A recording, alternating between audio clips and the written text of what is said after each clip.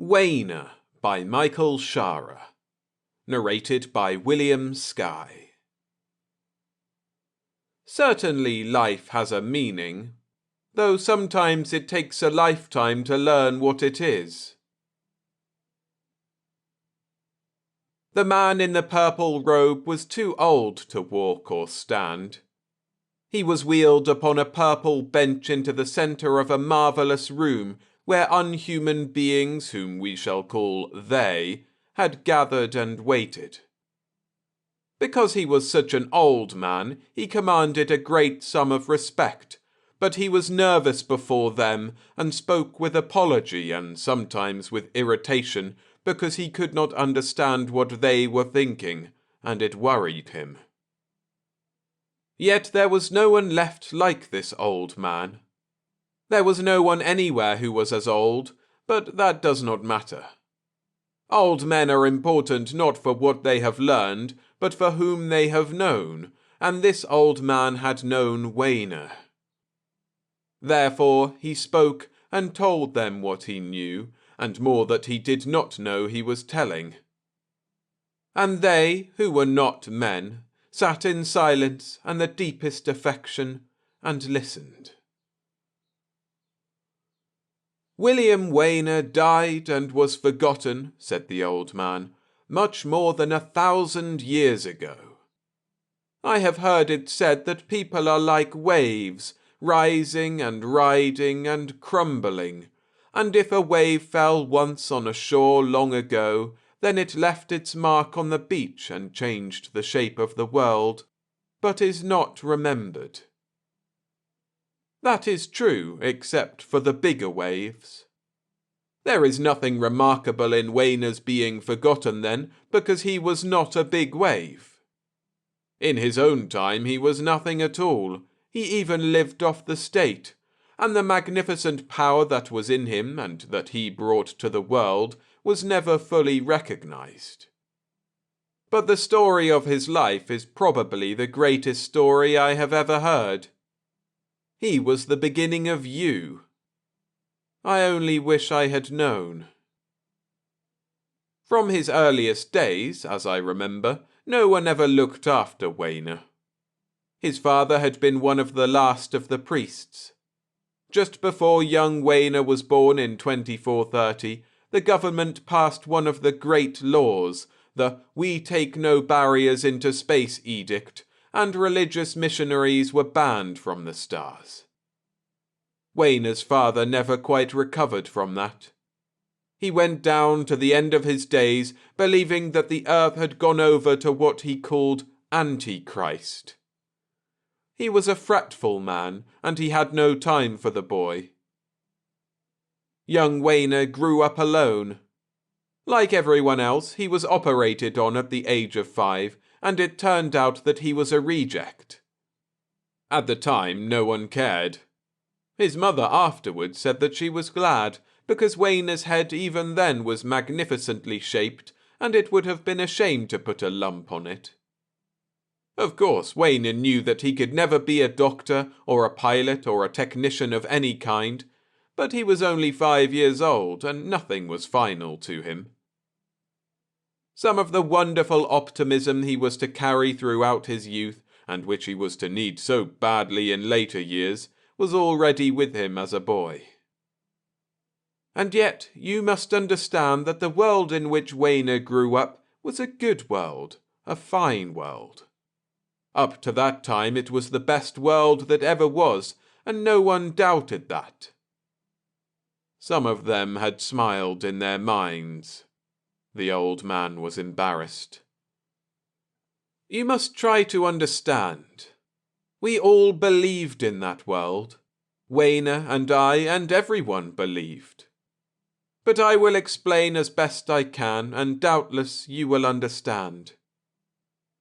When it was learned, long before Wainer was born, that the electronic brains could be inserted within the human brain and connected with the main neural paths, there was no one who did not think it was the greatest discovery of all time. Do you know, can you have any idea what the mind of man must have been like before the brains? God help them. They lived all their lives without controlling themselves, trapped, showered by an unceasing barrage of words, dreams, totally unrelated, uncontrollable memories. It must have been horrible. The brains changed all that. They gave man freedom to think, freedom from confusion. They made him logical. There was no longer any need to memorize because the brains could absorb any amount of information that was inserted into them, either before or after the operation. And the brains never forgot and seldom made mistakes and computed all things with an inhuman precision. A man with a brain, or clerks as they were called after Leclerc, knew everything, literally everything that there was to know about his profession. And as new information was learned, it was made available to all men and punched into the clerks of those who desired it. Man began to think more clearly than ever before and thought with more knowledge behind him, and it seemed for a while that this was a godlike thing. But in the beginning, of course, it was very hard on the rejects. Once in every 1,000 persons or so would come someone like Wainer whose brain would not accept the clerk, who would react as if the clerk were no more than a hat. After 100 years, our scientists still did not know why. Many fine minds were ruined with their memory sections cut away, but then a preliminary test was devised to prove beforehand that the clerks would not work and that there was nothing that anyone could do to make them work. Year by year, the rejects, as they were called, kept coming until they were a sizable number.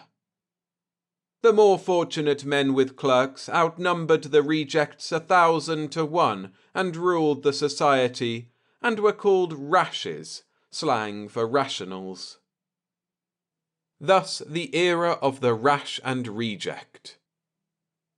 Now, of course, in those days, the rejects could not hope to compete in a technical world. They could neither remember nor compute well enough, and the least of all doctors knew more than a reject ever could. The worst of all chemists knew much more chemistry, and a reject certainly could never be a space pilot.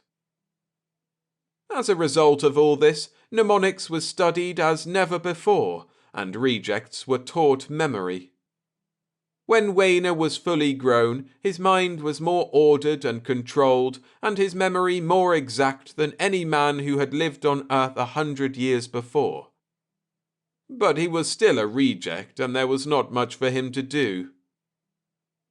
He began to feel it, I think, when he was about 15.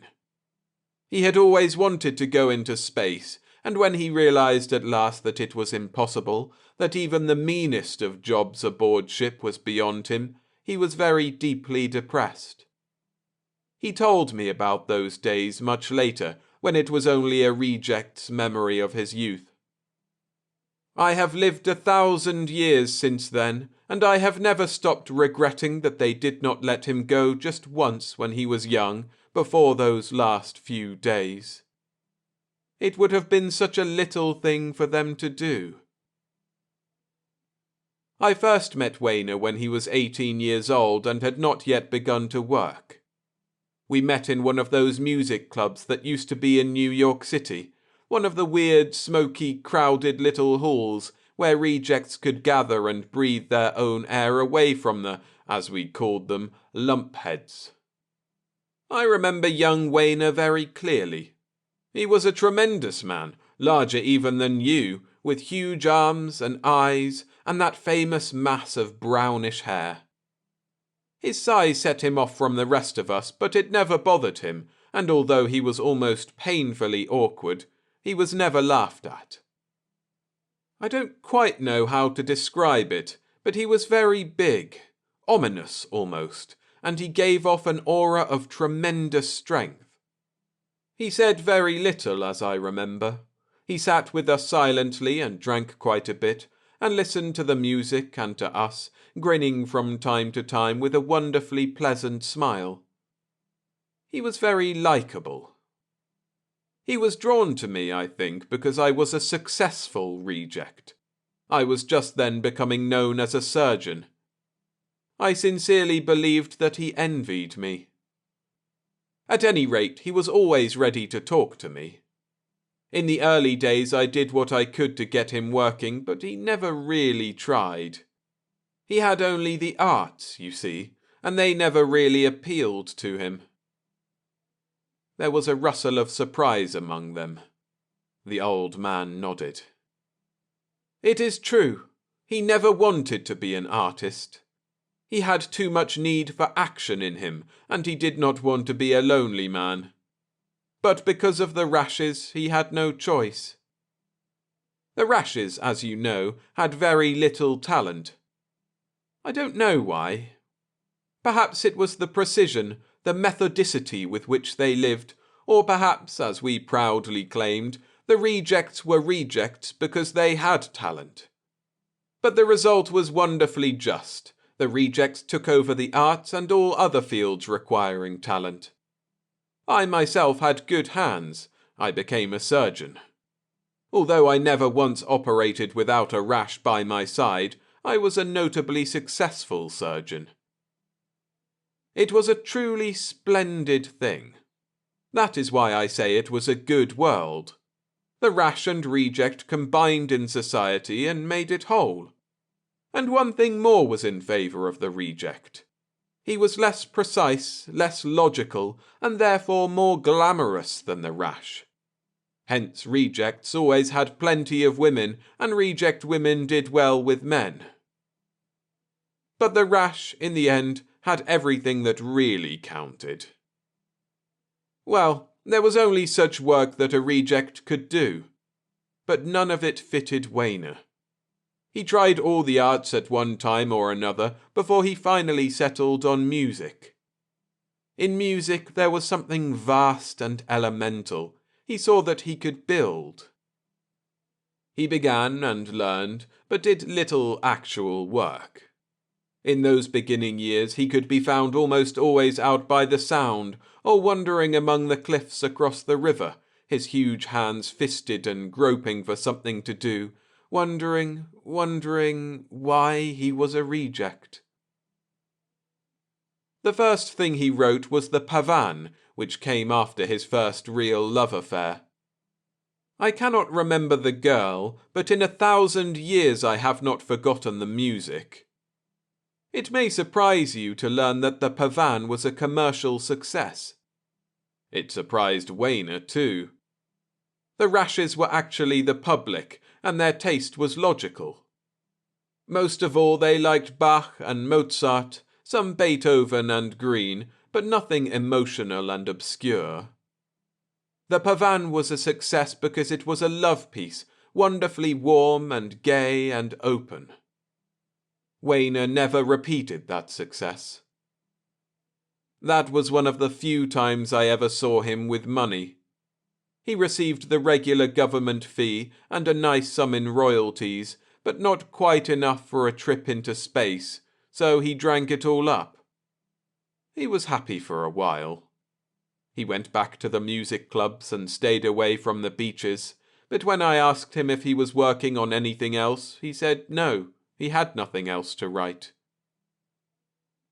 Right after that, he fell in love again, this time with his mother. The longevity treatment was still fairly new. Few had stopped to consider that as men grew older, their mothers remained young, as tender and fresh as girls in school, and there is no woman as close to a man as his mother. Inevitably, a great many men fell in love that way. Wainer was one. His mother, poor girl, never suspected, and it was pure anguish for him. It was some time before he had recovered enough to talk about it, and by then he was 30. One of the ways he recovered was by writing more music. There were a lot of lesser works, and then came the First Symphony. Looking back over the centuries, I cannot understand how the thing was so controversial. The rashes wrote of it harshly in all their papers. The rejects almost unanimously agreed that it was a masterpiece. I myself, when I heard it, became aware that Wainer was a great man. Because of the controversy which raged for a while, Wainer made some money, but the effect of the criticism was to keep him from writing for years. There is something in that first symphony of the Wainer of later years, some of the hungry, unfinished, incomprehensible strength. Wainer knew that if he wrote anything else, it would be much like the first, and he recoiled from going through it all again. He went back to the beaches. He had something rare in those days, a great love for the sea. I suppose it was to him what space is to others.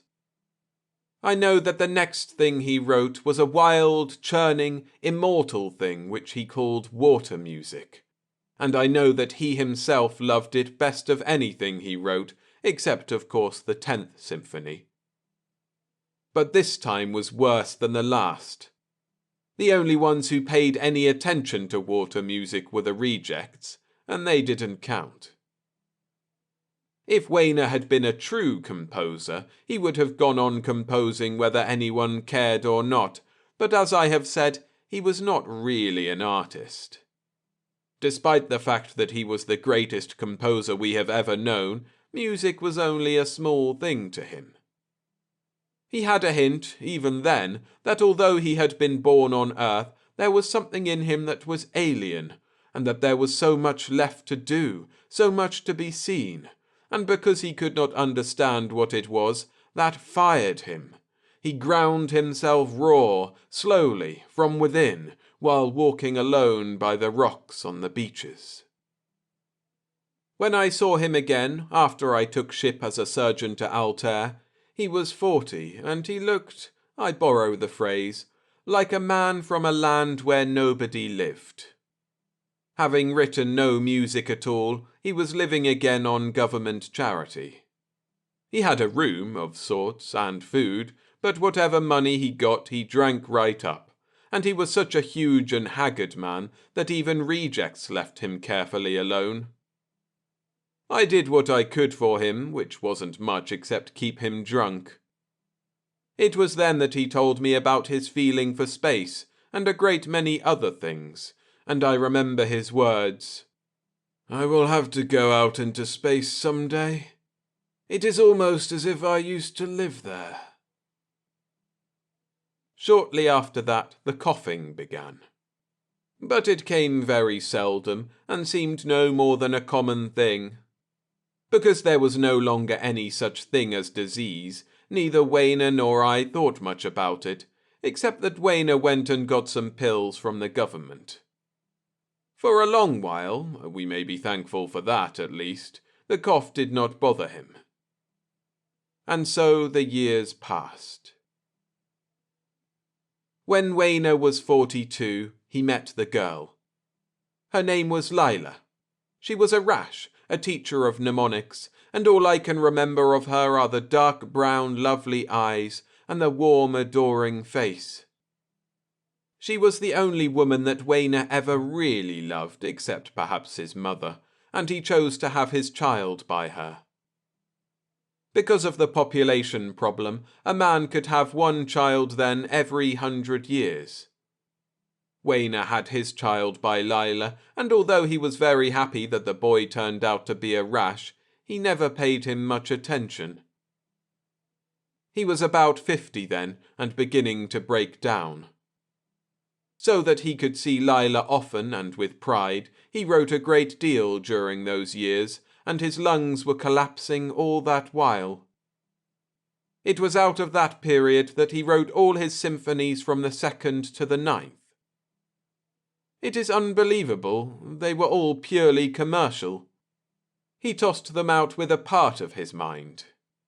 I cannot help but wonder what the rest of that mind was doing.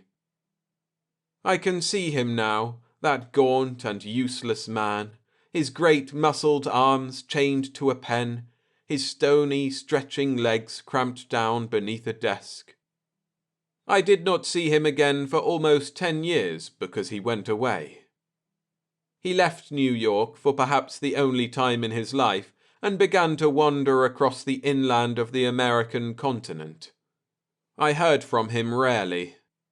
I think it was in one of those letters that he first mentioned the pain that was beginning in his lungs. I never knew what he did or how he lived during those 10 years. Perhaps he went into the forests and worked and lived like a primitive, and perhaps he just walked. He had no transportation. I know that he was not wholly sane then, and never was again until the end of his life. He was like a magnificent machine which has run out of tune for too many years. The delicate gears were strained and cracking. The old man paused in the utter silence, while several tears dropped down his cheek. None of them moved, and at last he went on. Near the end of the 10 years, I received a package from him in the mail. In it was a letter and the manuscript to the Storm in Space overture. He wanted me to register the work and get the government fee, and he asked me the only favor he had ever asked of anyone, that I get him the money because he was going into space. He came back some weeks later on foot. I had gotten the money from rejects. They had heard the overture. It was enough. He brought Lila with him and was going to make reservations. He was heading, I think, only as far as Alpha Centauri. It was too late. They examined him, as someone should have a long time ago, as someone would have if he had only ever asked.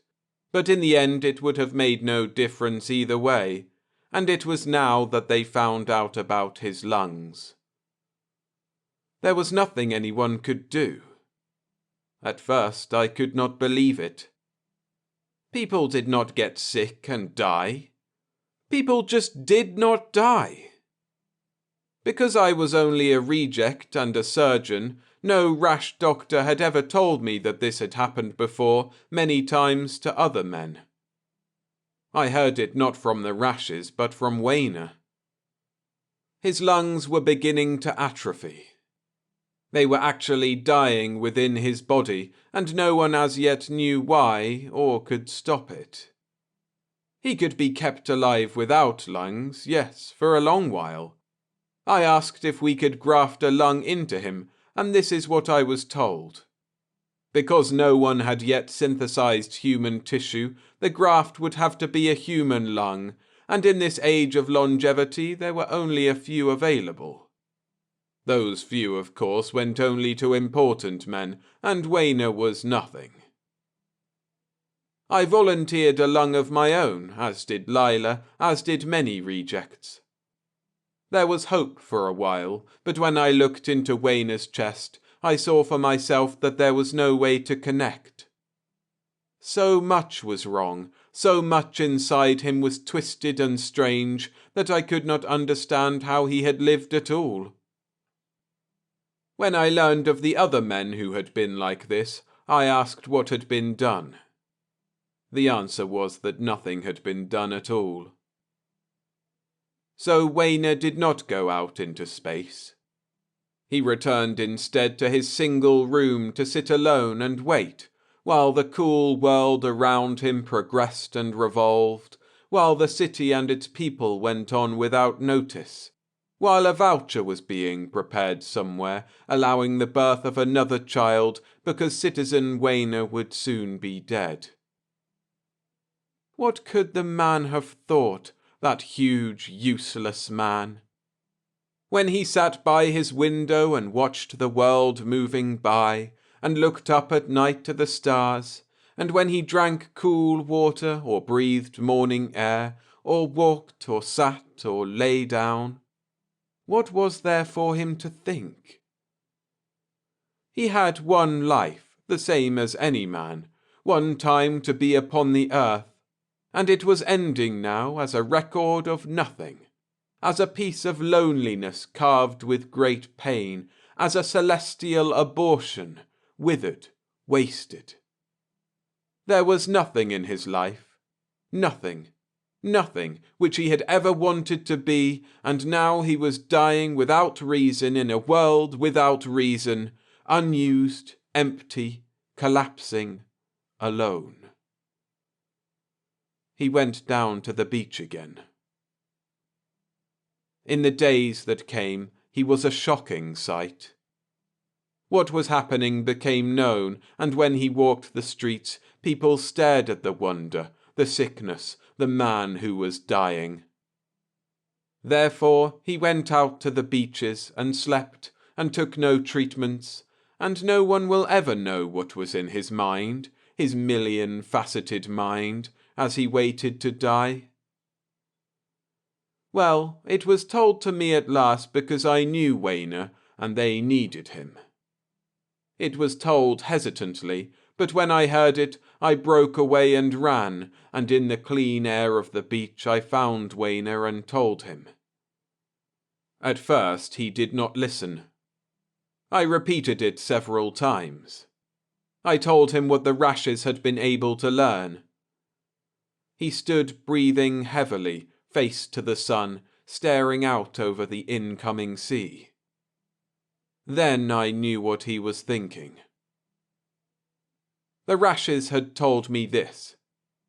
The atrophy of the lungs was not all that happened, but it was the major thing, and it came only to rejects. After years of study, it could be stated cautiously that the disease seemed to be in the nature of an evolutionary change. For many years they had probed for the cause of the rejects, and the final conclusion, to be kept from the people, was that there was some variation in the brain of the reject, something subtly, unfathomably different from the brain of a Rash. And so it was also with the lungs and with other parts of the body. And the scientists thought it was evolution. I told this to Wainer and more, while peace spread slowly across his rugged face. I said that the nature of life was to grow and adapt, and that no one knew why. The first cells grew up in the sea, and then learned to live on land, and eventually lifted themselves to the air, and now, certainly, there was one last step to be taken. The next phase of change would be into space, and it was clear now what Wainer was, what all the rejects were. Wainer was a link, incomplete, groping, unfinished. A link. It meant more to him, I think, than any man can ever really understand. He had a purpose, after all, but it was more than that. He was a creature with a home. He was part of the universe more deeply than any of us had ever been. In the vast eternal plan which only you and your kind can see, Wainer was a beginning, vital part.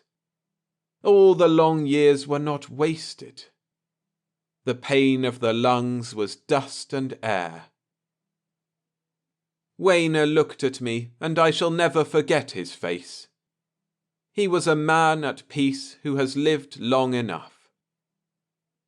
Because they knew much more than the old man could ever know, they were utterly, nakedly absorbed, and the silence of the room was absolute. The old man, tired and close to the end, while they, unbreathing, undying, telepathic and more, the inconceivable next phase in the evolution of man, listened and learned. He lived for another 6 months, long enough to take part in the experiments the Rashes had planned and to write the 10th symphony. Even the Rashes could not ignore the 10th. It was Wainer's valedictory, a sublime, triumphant summation born of his hope for the future of man. It was more than music. It was a cathedral in sound. It was Wainer's soul. Wainer never lived to hear it played, to hear himself become famous, and in the end, I know, he did not care. Although we could have saved him for a little while, although I pleaded with him to remain for the sake of his woman and his music, Wainer knew that the pattern of his life was finished, that the ending time was now. For Wainer went out into space at last, into the sweet dark home between the stars, moving toward the only great moment he would ever have. The Rashes wanted to see how his lungs would react in alien atmospheres. Not in a laboratory, Wainer refused, but out in the open sun, out in the strange alien air of the worlds themselves, Wainer was set down. On each of a dozen poisonous worlds he walked. He opened his helmet while we tiny men watched. He breathed. And he lived. He lived through methane, through carbon dioxide, through nitrogen and propane. He existed without air at all for an incredible time, living all the while as he never had before, with a wonderful glowing excitement. And then at last there was that final world which was corrosive. It was too much, and Wainer smiled regretfully, holding himself upright with dignity by the base of an alien rock, and still smiling, never once moving to close his helmet, he died. There was a long pause. The old man was done. They looked at him with the deep compassion that his own race had denied to those who were different or lesser than themselves. One of them arose and gently spoke. "And now you are the last of your kind, as alone as Wainer was. We are sorry." There was no bitterness in the old man's voice. "Don't be. Wainer was content to die, knowing that he was the link between us and you. Yet neither he nor you could have been if humanity had never existed. We had our place in the endless flow of history. We were, so to speak, Wainer's parents and your grandparents. I, too, am content, proud of the children of man."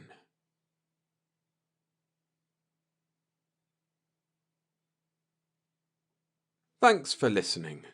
If you enjoyed the story, hit the like button. And if you'd like to support me as a creator, the best ways to do so are to go and get yourself a copy of one of the audiobooks I've narrated on Amazon. The most recent is Lords of Conquest by Nick Mayhew, a story of Romans in space, but you can also listen to Control Spark by Simon Carr, a wild, absurd sci-fi comedy, and Portals, a collection of flash fiction by Eric Fomley. The other thing would be to sign up to my Substack. There you can get all of the stories I publish, 3 a week for free subscribers, and bonus novelettes, novellas, and full novels for those in the paid tier. The links to all those things are in the description below. All your support is much appreciated. See you in the next one.